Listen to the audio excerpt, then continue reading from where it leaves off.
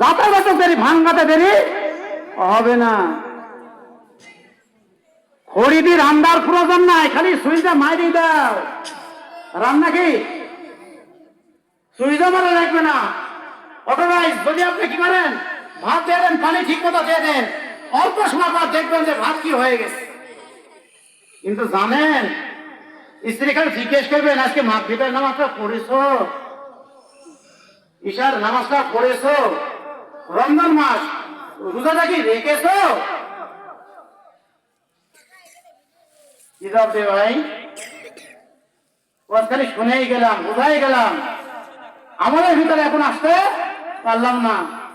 অধিকাংশ মা বোনেরা দেখবেন এত কাজ করছি, রান্না করতেছি, গরুর চাইতে পানি দিতেছি, ছেলে মেয়েকে মানুষ করতেছি, এই করতে করতে দিন শেষ। আবার নামাজ পড়বো, যদিও পাল্লাকে তো জহর আসর মাগরিব ঈশার সময় সব একবারে মারি দিব বলে নাউজুবিল্লাহ।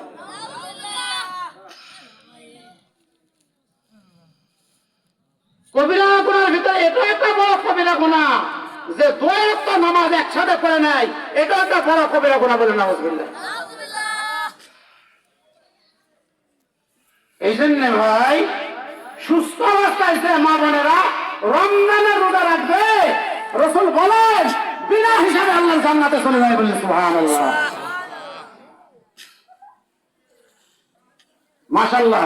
আমার জানা মতে, যেটা আমি আপনাদের এলাকার কৃতি সন্তান, আপনারা যারা আমার সামনে আছেন অনেকেই আমাদের সামনে তো মুরব্বী চাচা, বড় ভাই, আমার অনেকেই বড়, আমি পদে আপনাদের অনেক ছোট। সুতরাং আমার এলাকার অনেক মহিলারা মাশাআল্লাহ রোজা রাখে, যারা আয়োজনে আছেন, কিন্তু অনেক যুবক ভাইকে রেখে দেখা যায় সিদ্দিকুর রহমান রোজা তো রাখেই না। আয়োজনে আছেন যুব সংঘ, দুইটা নামাজা, তিনটা নামাজের নাজিস, চারটা নামাজা, এই চারটি নামাজকে দেখায় দেয়। দেখো আমি ফকিরের বাচ্চা না। আয়োজক মুমিনুর রহমান মাস্টার, লিটন সর্দার,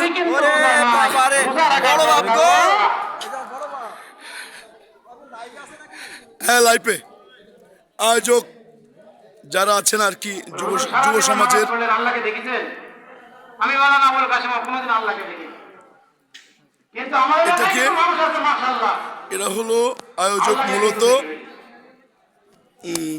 কথা হয়তো ভাই জানেন তো আমার বহুত বদনাম, আমিও আছি এদের সহযোগিতায়। এ অদম